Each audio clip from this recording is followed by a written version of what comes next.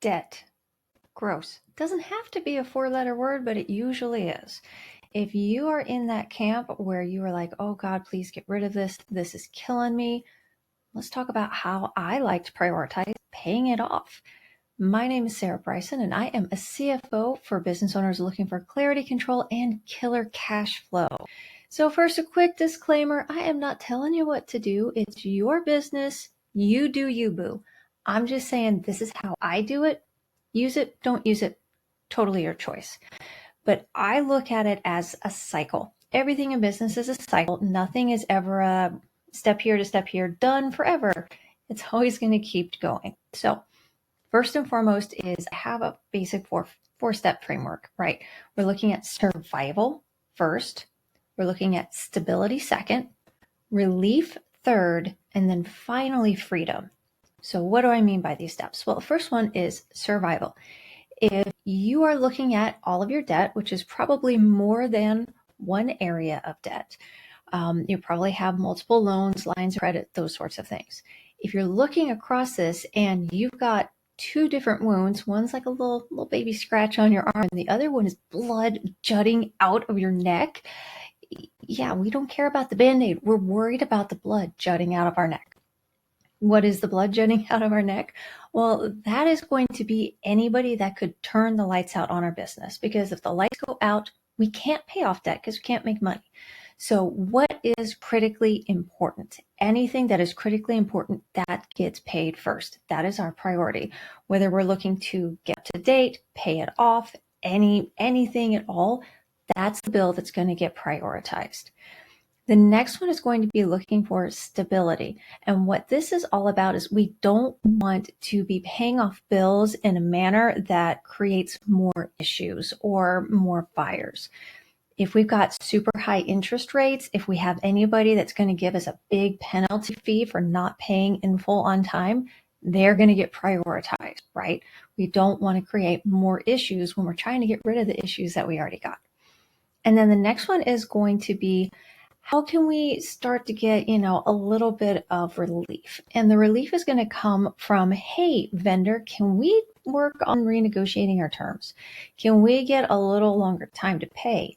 Do we want to use a credit card to pay a bill so we have a little more time? We have clients paying us over time. We can have a little more cash on hand to pay other bills. And of course, if you don't got to pay it and you've got money issues, don't pay it. It's okay to wait until the actual due date to pay something. You don't have to pay it early. Now, if you get a very nice incentive for paying it off early and you can afford to, dude, go for it. But you want to make sure there's something in it for you before you do it. You're probably going to be cycling through these first three multiple times before we ever get to section 4, which is freedom. And that's when you finally pay off one of the items of debt completely.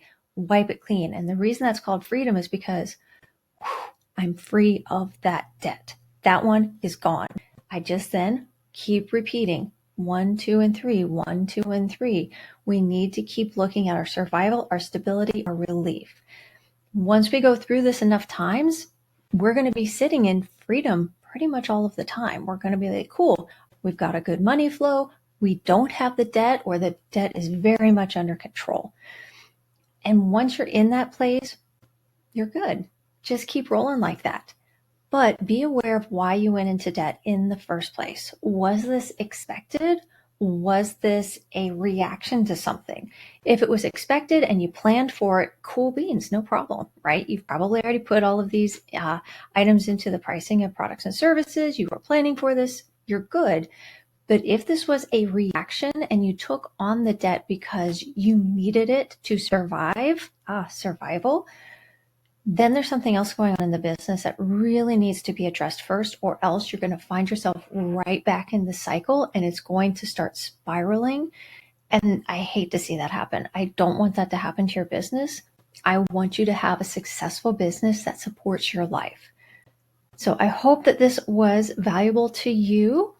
It's pretty simplified, but I think simple works best.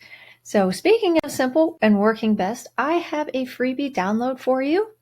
Right down there in the description. Check it out. It's 10 questions every CFO, CEO words. Every CEO must be able to answer. Really great diagnostic for you. These are questions that I want to be able to answer when I'm looking at a business myself. Check it out. It's free. Thank you so much for spending some time with me. Until next time, worth and profit, my friends.